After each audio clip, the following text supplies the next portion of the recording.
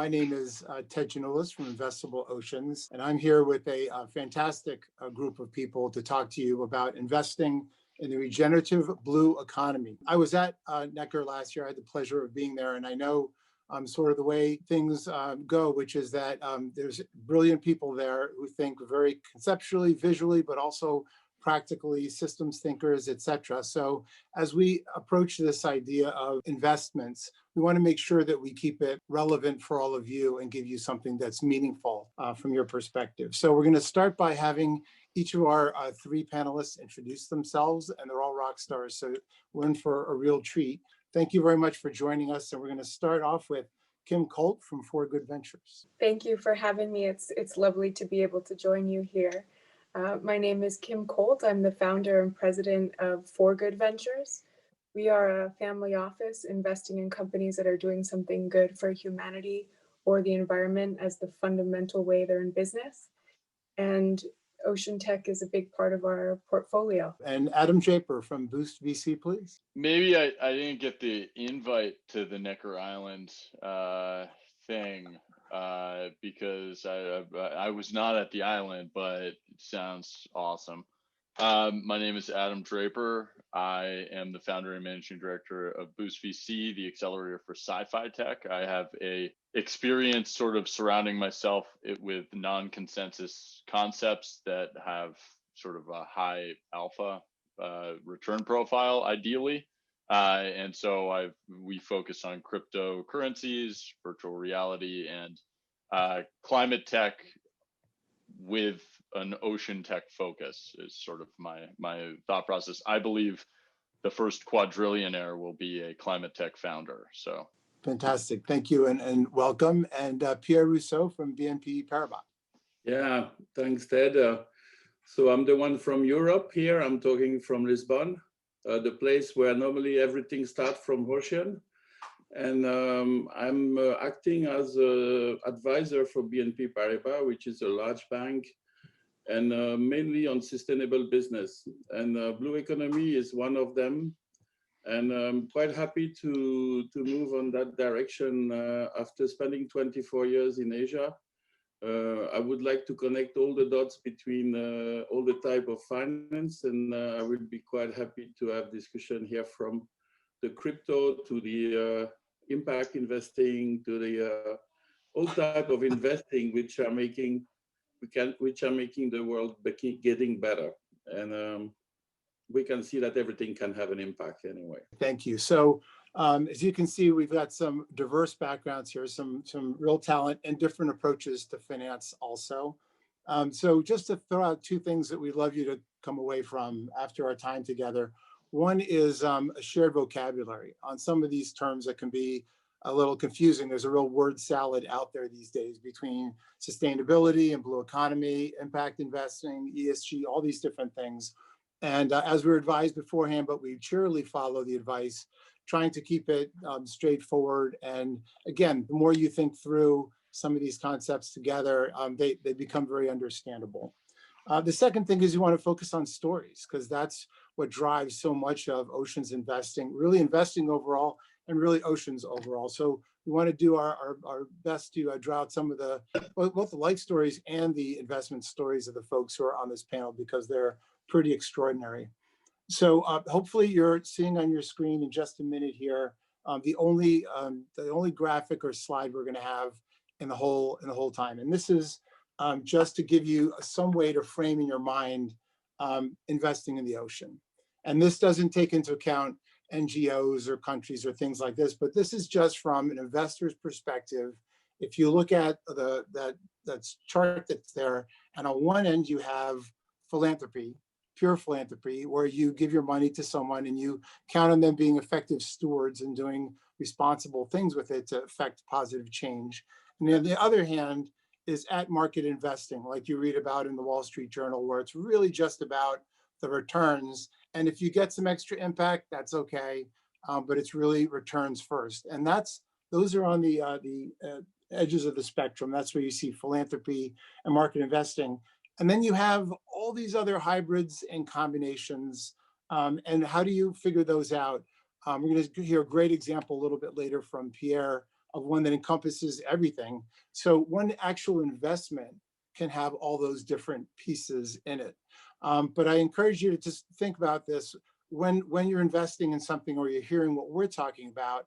Keep that gradient in mind. How much of this is giving the money away, not expecting anything back, but how much of it is investing for a return to be competitive with other things the market offers. So with that in mind, I need to kick it over with a question to start to Kim, because the panel title is Regenerative Blue Economy. So there's the ocean economy, and within that, there's a blue economy.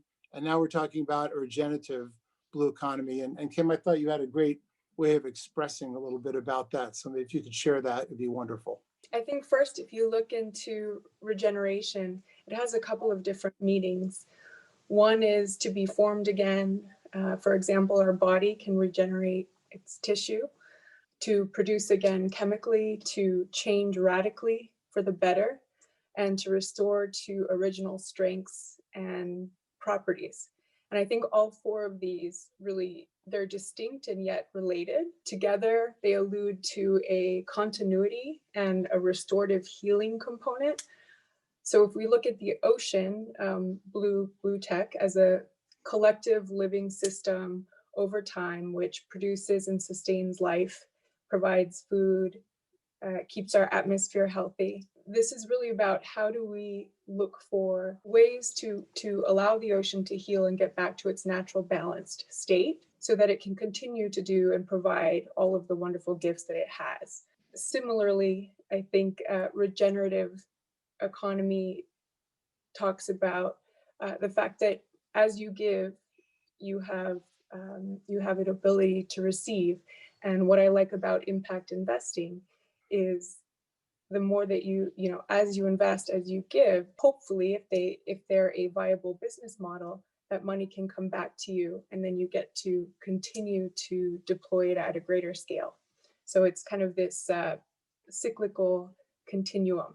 And it's a great point to keep in mind as you think about a lot of the initiatives that are out there with the Decade of the Oceans. There's a lot of things that are about mitigating risk and curtailing risk and slowing things down. Regenerative has a whole nother dimension to it, which again, I think is a great fit for the audience that's here today. Adam, maybe if we could throw it over to you on the question of impact. So you invest in some of the absolute most fascinating and hottest areas that are out there today.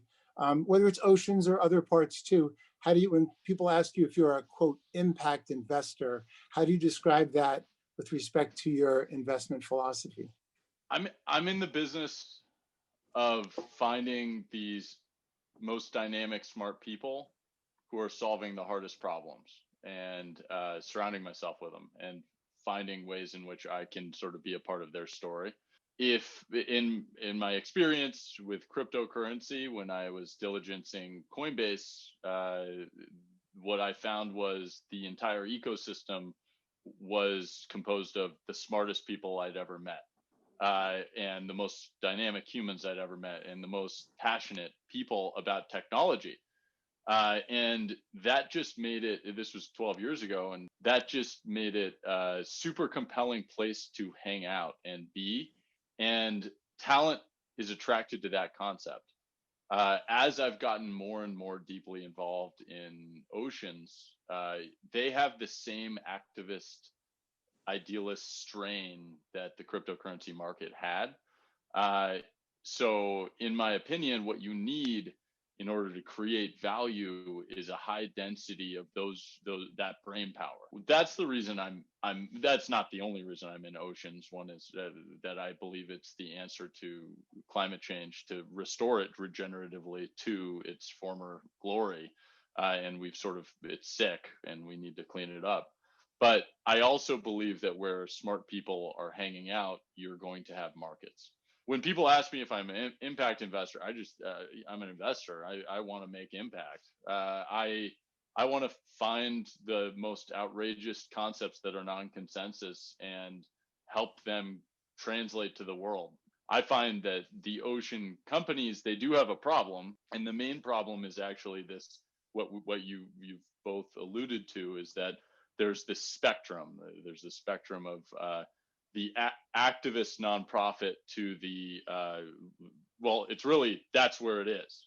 The entire amount of money in this entire space is really focused on nonprofit and activism work. And what I found is that I might be able to fill a spot in which I was able to make for-profit businesses sustainable and build. I think that impact investing, however you want to define it to yourselves, I feel like it's an up for grabs definition. It's just sort of do good and do well, I guess would be the quickest way to say it. My goal is to make more money so that I can help more people make more money. And like, that's, I think sometimes people say a lot of words that don't mean those things. And I think that making money makes impact. I think making money is good. And I think that's something that doesn't translate to the activism world. So I enjoy conversations with oceanic entrepreneurs, investors, just to find more, learn more. It's great. So I'm really excited to be here. So thank you. And no one will forget who you are. It's it's tough, right? Hey. So Pierre, I think to start with you, if it would be okay, you know, BNP is a large financial institution, and it's certainly getting kudos for a lot of the things it's doing. Most recently, it launched the first oceans ETF of all things, which is fantastic. Could you just give a range of a big institution like that?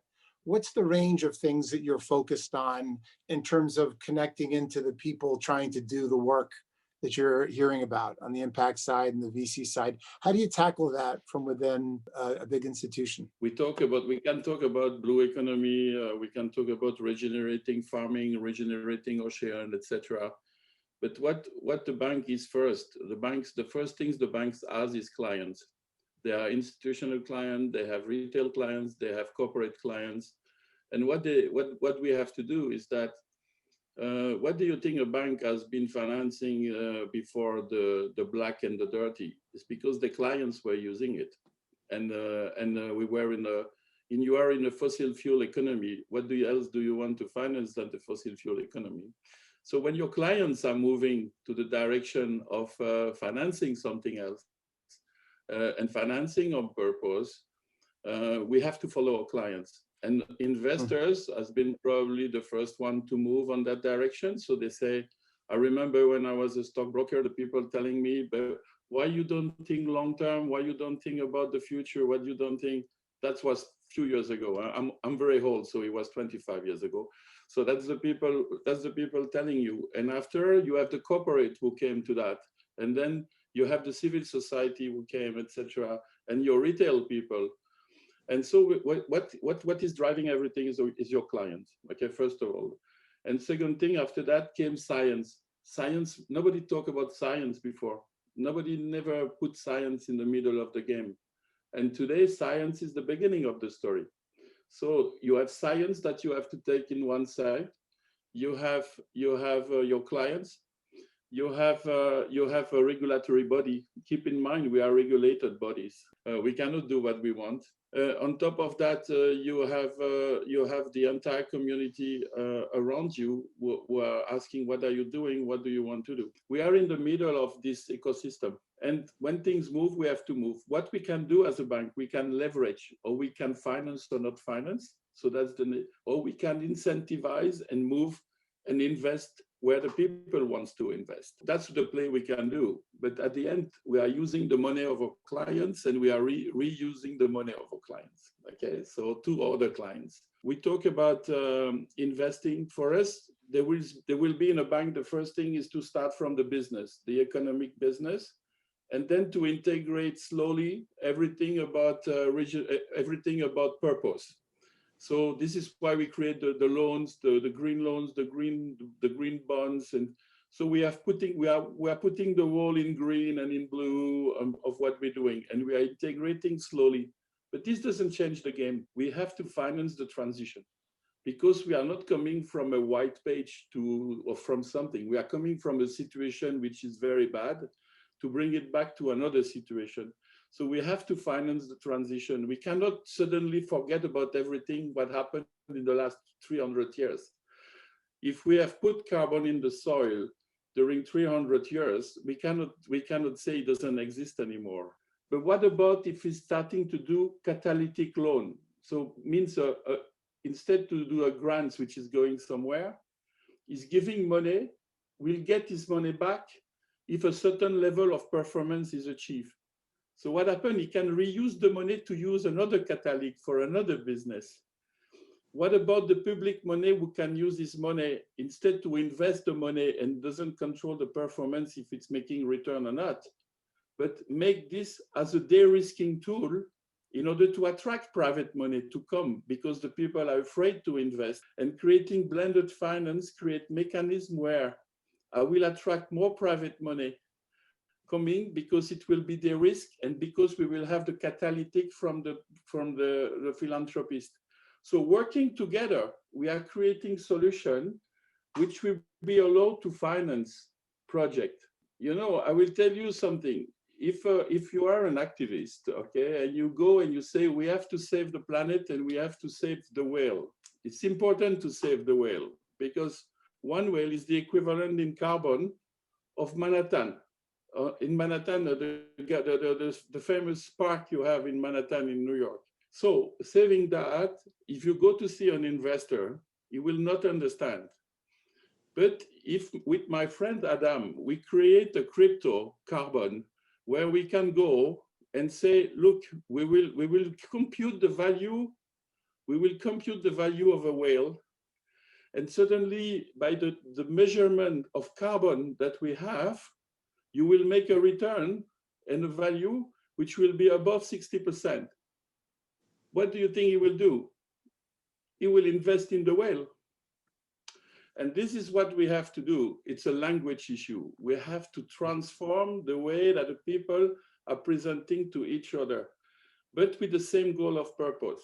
And I would also say one of the things from a design perspective that Susie and Jeremy and now with SOA and Oceanic Global, these events are designed to light the fire and get things going and keep things going. And they've been great at that over the last several years. So hearing some of the things that you're talking about and knowing what Adam does and knowing some of Jeremy's passions and some of the other people, I think there's some really great follow-up that could happen from here. Now, before we come back to that, to come to Kim for a second, we just talked about the transition. And we also, we did a solemn pledge not to use any acronyms. So the only acronym we're gonna do is that Kim had a brilliant expression and I forced the acronym. It's a DIF and it pertains to the transition. And Kim, if you wouldn't mind explaining what that was, I thought it was excellent word choice. It's a dirty incumbent forms, as we were talking, forms of energy. But if you don't mind, Ted, I actually wanted to comment on what Pierre was sharing a little bit. Oh, please. I think what's really interesting is why did this intermediate spectrum of impact investing, why didn't it exist before? And what were some of the major trends that has caused this shift? I came from a background in traditional investment banking as well, and also was involved in philanthropy and viewed those as disparate. What's neat in why they can come together now, and why they have been, and why capital is getting there as well, is I think a combination of reasons. There's more education as to the risks that were not priced in to the diffs, the dirty incumbent forms of energy, right? Using your acronym, Ted. The risks weren't priced in. We weren't valuing the expenses that it was adding to the quality of our air, to the oceans, to the health and wellness of so many different systems.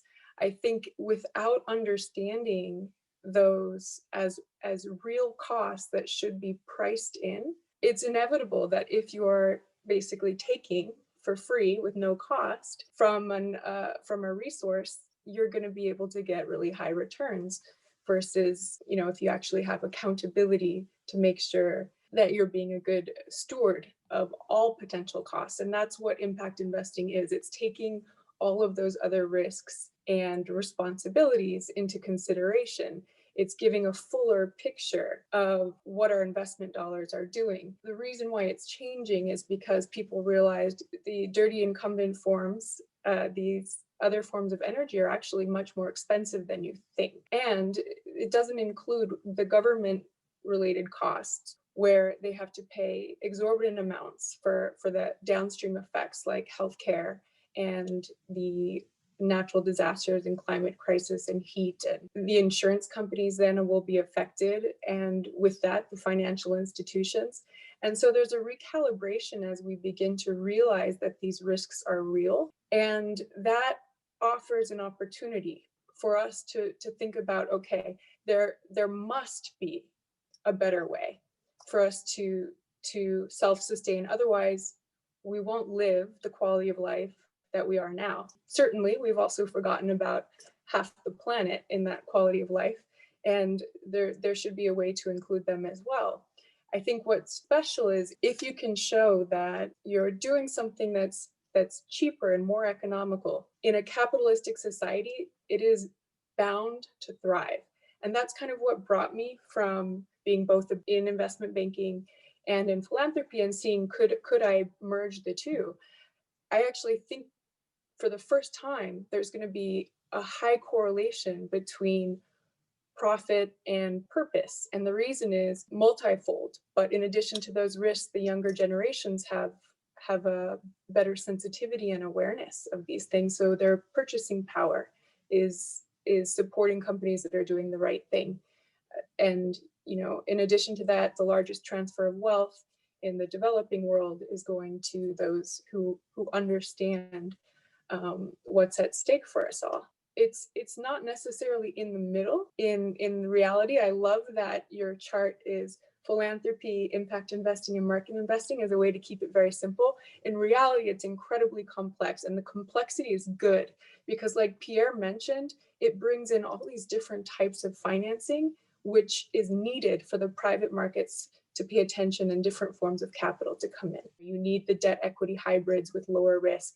You need equity, you need high risk early stage investors that are willing to take a lot of risk but at high multiples, and you need those that can invest in growth companies with very little risk. They already have strong performance. That diversification is important, and I'm so grateful that the banks of the world and financial institutions, as well as now the government, are putting their resources to make this even more feasible for more people to get involved in. I'll comment like what Kim was talking about. Really, I have this concept I call tragedy of scale. Plastic is not inherently evil, but at scale, it turns out it hurts the planet. It makes it sick.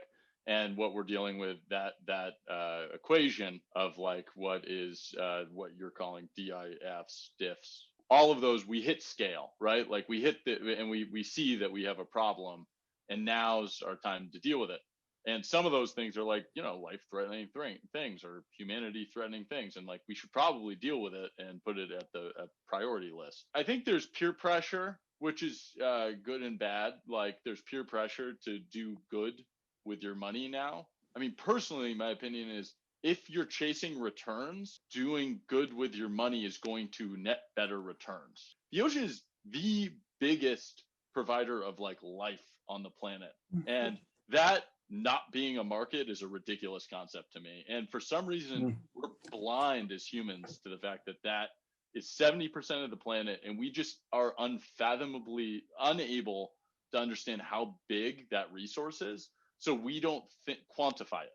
And we literally haven't. We haven't even explored it. Like we have 95% of the ocean has been unexplored. I believe there's peer pressure and generational pressure to do well and do good. And I think that's going to be a seismic shift of capital.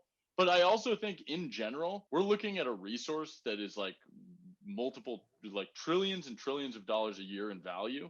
And no one is trying to fix it, where we have a better like earth living balance of the world. And the thing that sort of surprises me is still oceans are the things that are ignored, where people are starting to focus more, like when we're talking about words, the word they want right now is climate tech. That's where the investment dollars are going to funnel right now. And I think it's because there are hard problems of regulation getting into oceans, and there's unclear rule sets. Like this, that we don't have certainty, we don't have clarity on things, and so that stops people from going, right? That stops people. And so NGOs are the only people who are like, well, we can sort of navigate here because like the law is a little less like nonprofits and NGOs are sort of playing in the ocean way more than private sector companies. It's because the rules are unclear. I just think you're going to make the most money if you invest in the ocean. Like over the next 10, 15, 20 years, I think it's as simple as that. Like I genuinely think it's just this enormous human resource we ignore. It can provide us air and carbons and sequester carbons and nutrition. And when you go to a fish restaurant, ask for sustainably caught food, it's a big business and everyone's ignoring it. I love it, quite honestly, because I'm putting my portfolio together and it's just gonna like I'm gonna be king of the ocean and everyone's gonna think it's brilliant when really like I'm just following really, really smart people who are solving hard problems. And we're not only ignoring that it's the majority of the planet, but it's also the majority of ourselves, right? We've come from the ocean. We are 70% water. I think 90% of our cells are water-based, and eventually we'll return to it. So if we're ignoring the very source that we're co-living with, these are systems that we're very much interconnected with, and we're just starting to learn that. Pandemic, for example, has pointed that out. It's another opportunity to do something good for ourselves collectively, as well as taking care of what has brought us here. First of all, the first things that we can conclude about linking to what Kim say and Adam, could you believe it that 300 years I mentioned, we put the carbon out when normally the nature tell you that the carbon go inside. The nature has been built in order. I saw that there is this big guy in the US who want to pay 100 million for finding the solution to capture carbon. But why is spending this? You just have to follow the nature. The nature is doing by itself. Seaweed, it's much better to create oil and to create food than anything else, than palm oil. When you create seaweed, there is you don't need fresh water. You don't need to deforestation. You don't need to, you just have this to grow in the water. That's it. You need just to organize a business. In fact, we have created so many complexity thinking that everything will be better on Earth when in fact all the solutions are in the ocean. There is one thing I want to say also, which is interesting. We make a survey on our corporate clients, and the corporate clients, the SDG 14, is the one that they invest the less. 85% of the global trade is coming by sea. So those people don't even realize that the business they're doing today is relying on the ocean, because without the ocean, they will only transport for their goods, which will be so cheap. In addition to that, 90% of communication goes through the ocean because of internet cables. Exactly. So like the things you get and the things you hear are going through the ocean, and we don't value that for some reason. Yeah. And then those things are often embedded in these companies. I use the example sometimes of IKEA, who thankfully I think of as doing a lot of things to the good, but you don't necessarily think of them. But if you think of all the serving they do in their stores, they're one of the larger restaurant chains in the world. So they're into aquaculture. They ship things. They put things in plastic, which they're getting rid of. They're actually a destination. They check all the boxes of a quote ocean player. But if someone said name, an ocean player, they'll say Oceaneering or still, but they probably won't name IKEA. So it's embedded in all these other companies. So it's hard to visualize for people. And the ocean is solving a lot of problems, but we don't know anything about ocean. When my kids get out from school, they don't know anything about ocean. Nobody teach anything about ocean. This is something which is completely forgotten. And it will touch all industry because the sequestration carbon is the highest. For a long time, we believed that the trees were the best way to for the sequestration of carbon. This is wrong. Peatlands and wetlands are much better. The soil is much better. But when we go to see the seaweed and the ocean is even more better, is even better, is even bigger. So it means that we do realize today that the ocean is the main source for energy. Today, majority of our energy will come from ocean. What is the other mistake that the people have done and the investor mainly have done is time. We have created a system where if you're a chief operating officer or a chief financial officer, you have to report every 3 months your performance. come on, in order to do a long investment is long term. Long term minimum is 5 years. If there is a lot of things, if we evaluate at the right price, the things will change. And this is what we have to start to do, and this is where we have to go. And then we will discover that the ocean is a fantastic economy. It will be the biggest, the largest economy. If I'm talking about this, I'm talking about business. I'm talking about, and then if you start to measure it and you talk return, then you will have the ears of the investors. An example, because of COVID create good things. Huh? So at least with COVID, all the fishermen in the Atlantic couldn't go out for 3 months in March, from March to June. The biomass of the Atlantic has increased by 30%. Why? Because they don't fish the juvenile. And so in the ocean is a place where the reproduction of biomass is the fastest and the biggest. Let me start by saying I hear both of you, Adam and Pierre, with regards to the importance around the future of investing in the ocean being profitable, and frustratingly starting with carbon credits and software and financial products. But I think once that floor base work is made, it'll make the financing of all these other technologies for the ocean easier, hopefully. And Ted, to your question about some of the promising technologies that we've been looking at, one thing that I'm excited about, and Pierre also mentioned this, is algae. Algae ties into the systems of the ocean because as it's growing, it's reoxygenating the ocean and pulling in the excess nitrates and phosphates, providing shelter and food for the ocean wildlife.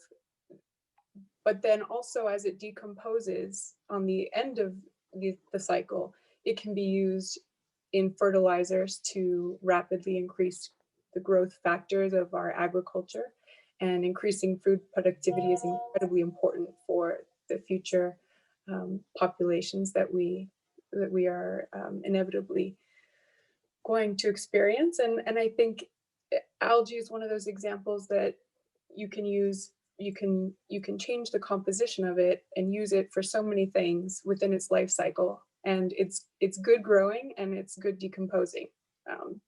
There are many uses for that. So restoring our algae forests and coming up with products around both micro and macro algae. I also think anything that can be used as an alternative to fishing, whether that be clean meats, plant-based fish alternatives, or on the other end of the spectrum, smart net technologies, right, that eliminate bycatch and make things more sustainable. I think those are all incredibly important and huge market opportunities because both of them are creating value, both inherently and externally. I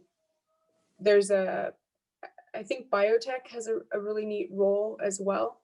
Biotechnology, its ability to re-engineer life to withstand, the conditions of the future is also important, as well as using life to heal itself in a symbiotic way. I think as we continue to explore the science around those possibilities, those will also be really large market opportunities. If we can start to measure, we can start to build financial products. And so part of my thesis is just creating the first layer so that we know what we're dealing with.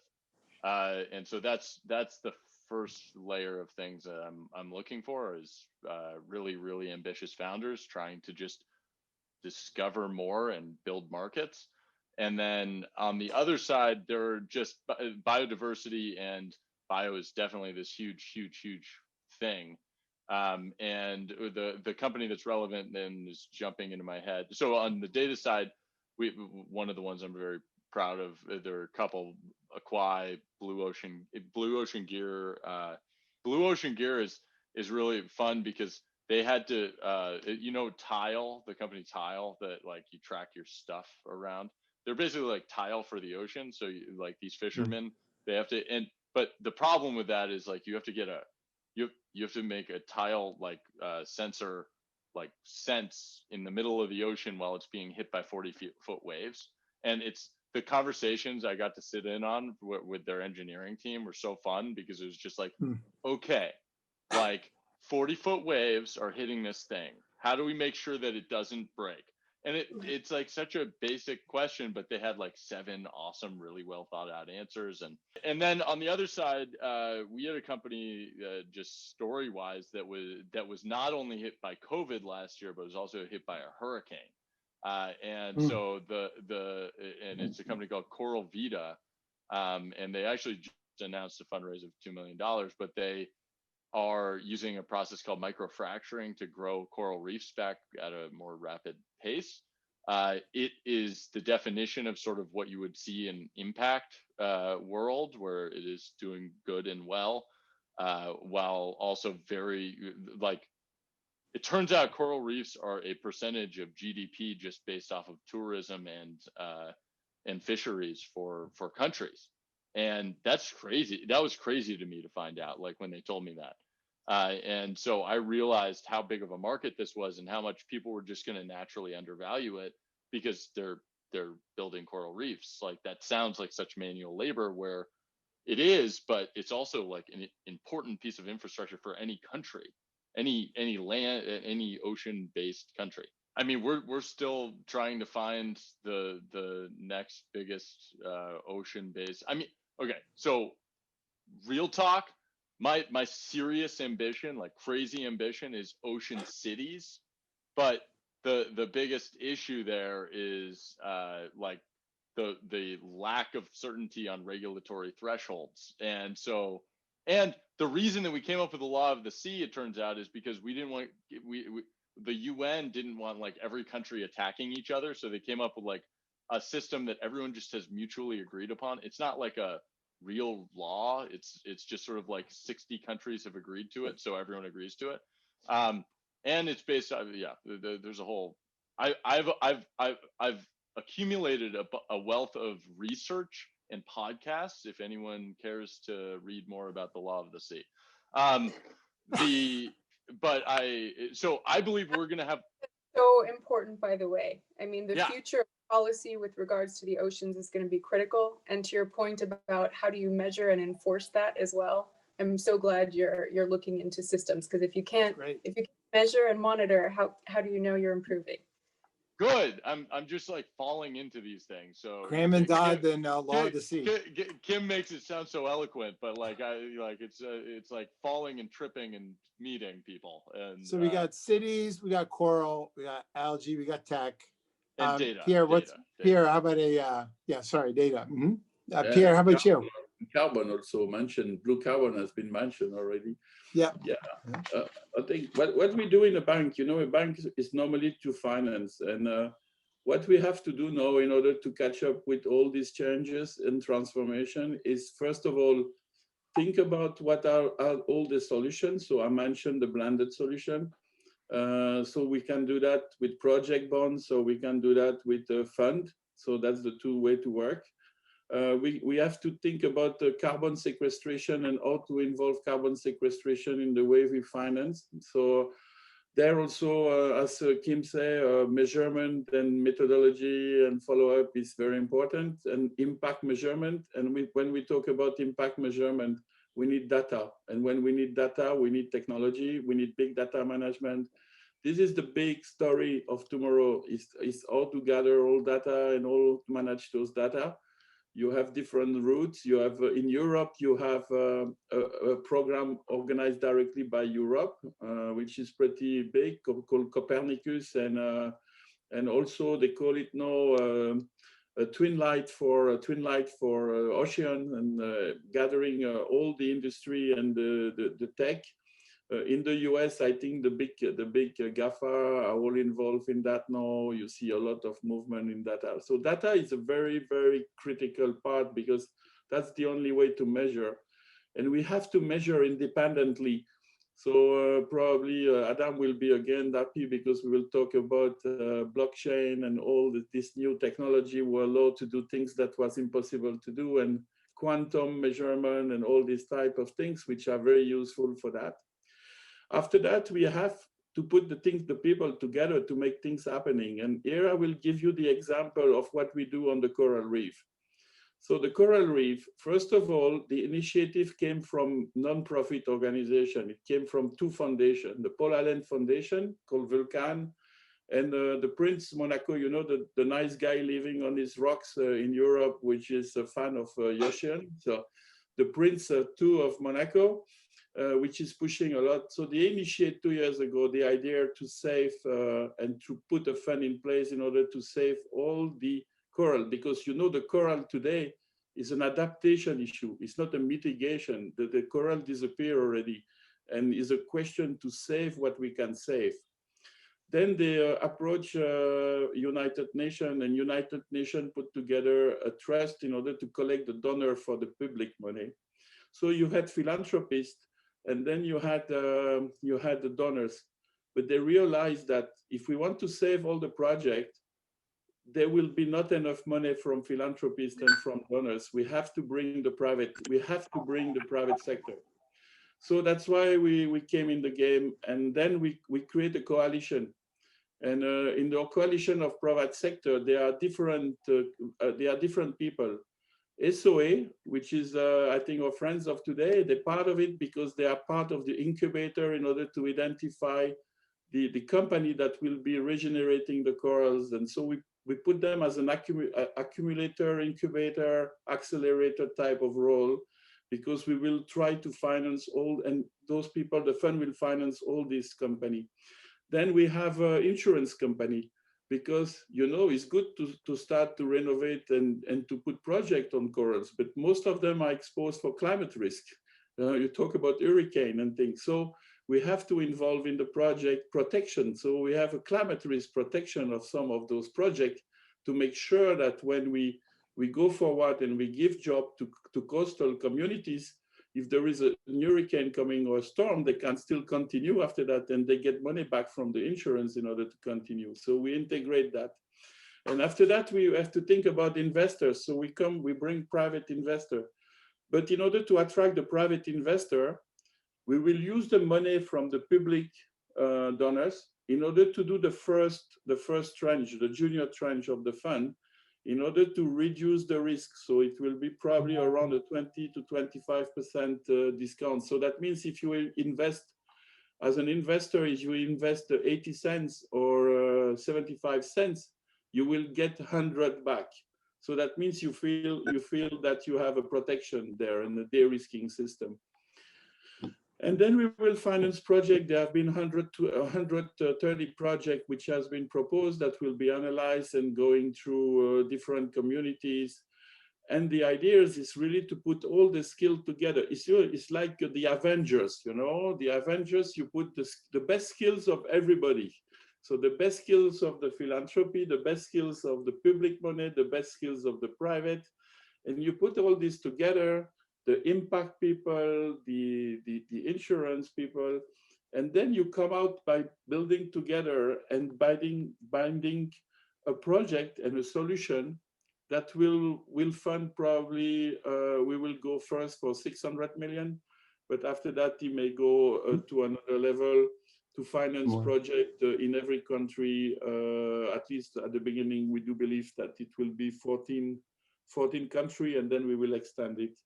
And so this is a place where we can prove that we can develop conservation, creating activities around that, making those projects viable. And so what is important here is to create the financial resilience, because the financial resilience, when the model will run by itself, generate its own money and fund the conservation of what the nature and the reef, this will be able, in this case, to go forever.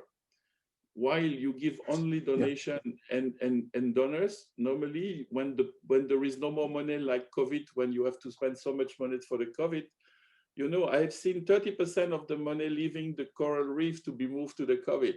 So it means that the reef, or the covite or the coral reef, all the two are as important. So we have to make sure that we create more money to be allocated to the conservation and solving climate Absolutely. change. I'm getting the, we're close to the timing. Yeah. Oh, sorry. I think it's a great example. And look, we started by pulling apart these, the continuum. And then as Kim rightly pointed out, it's not that easy because these things interact with each other. And I think what you just described is an amazing example of something that spans all of those, but pulls them together at the same time in the same place, which is the kind of smarts and dedication it's going to take. So we're getting the timing warning. Lightning round. Any last thought that anyone wants to share? We'll start with Kim, and then to Adam, and then back to Pierre. Just any last thought or encouragement to people who want to dip their proverbial toe in the water? Any thoughts on closing, Kim? There's so much more. I would love to share some of the companies that we've invested in and why I'm so excited about them, and also just recommendations for how to put your toe in the water, so to speak, for impact investing and investing in blue tech. But perhaps we'll have to save that for another time. And thank you so much for having us.